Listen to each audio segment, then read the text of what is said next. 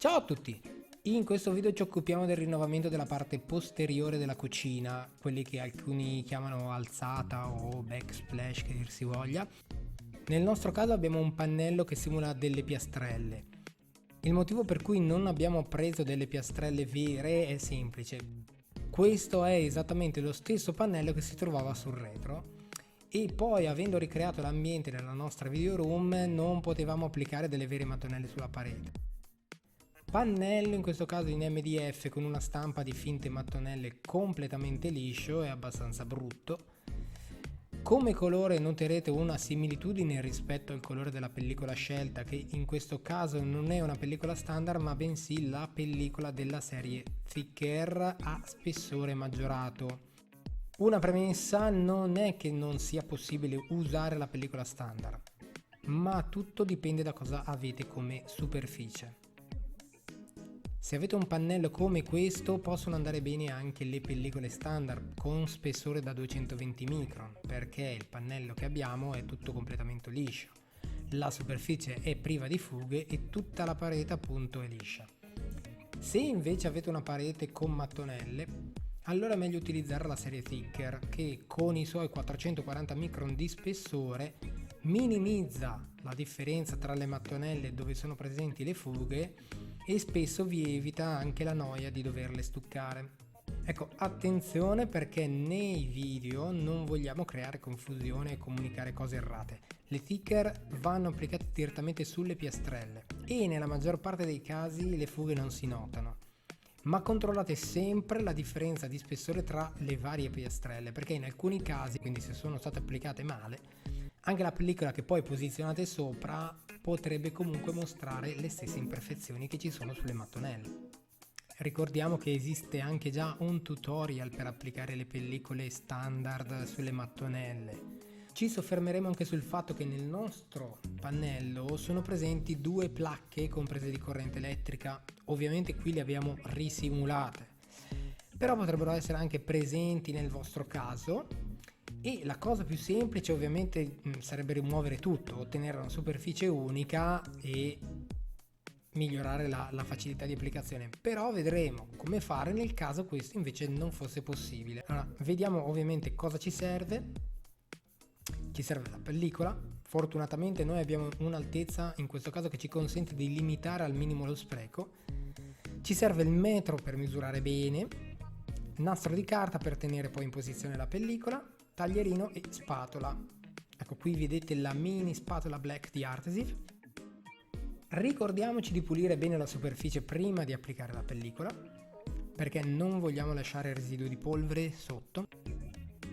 Primo step: misuriamo bene la superficie.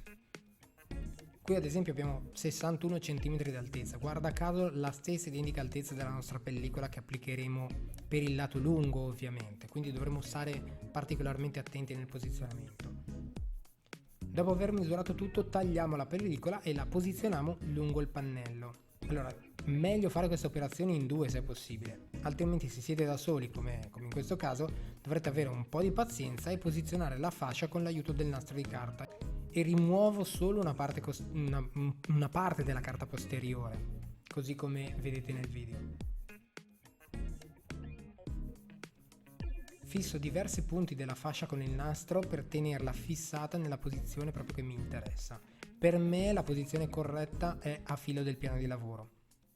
Non voglio rischiare di andare storto e lasciare questa zona scoperta, quindi se necessario stacco e riattacco la pellicola per essere sicuro di andare nella direzione che voglio. Non sono preoccupato per la parte superiore perché quella sarà poi coperta dai pensili. Quindi rimuovo la carta posteriore man mano e applico con la spatolina, esattamente come qualsiasi altra pellicola. Proseguo così per tutta la fascia fino al punto in cui mi trovo ad avere a che fare con le prese della corrente. Ecco, in questo caso tolgo la carta posteriore e continuo la mia applicazione. L'unica cosa, devo prestare attenzione alla posizione della pellicola sul fondo vicino al piano di lavoro.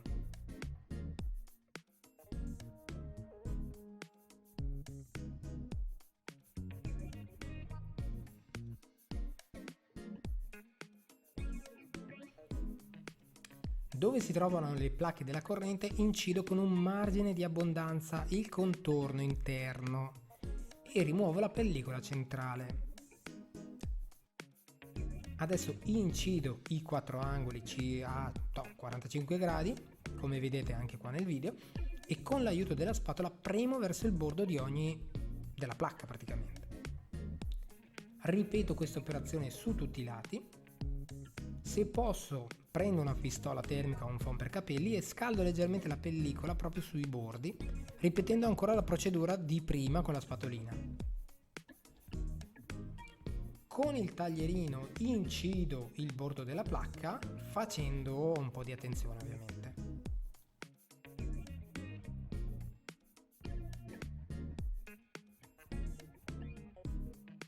Non mi sembra male come risultato, una volta rimesse le placche esterne poi non si noterà più nulla. Una volta terminata la fascia controllo se vi siano eventuali bolle che poi magari possono essere rimaste intrappolate e che poi vado a togliere facilmente anche forando leggermente la pellicola e facendo fuoriuscire l'aria. Nel mio caso, essendo un ambiente creato appositamente, non ho bisogno di sigillare nulla.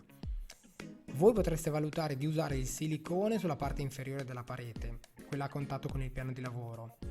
Non sempre infatti è presente un piccolo zoccolo di finitura, se lo avete tolto basta che lo rimettiate e fate a meno del silicone, altrimenti una striscia di silicone giusto per non far penetrare l'acqua. Bene, lavoro terminato, non si nota ora la differenza perché il colore appunto era simile a quello delle mattonelle presenti prima, ma alla fine dei tutorial vedrete come questo effetto legno starà benissimo con tutto il resto e darà anche un bel contrasto con il piano da lavoro che faremo con un effetto cemento.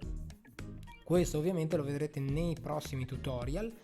Mettete un like se il video vi è piaciuto, attivate la campanella per sapere in anteprima l'uscita dei prossimi tutorial. Per ora vi saluto, spero vi sia stato di aiuto e ci vediamo al prossimo. Ciao ciao!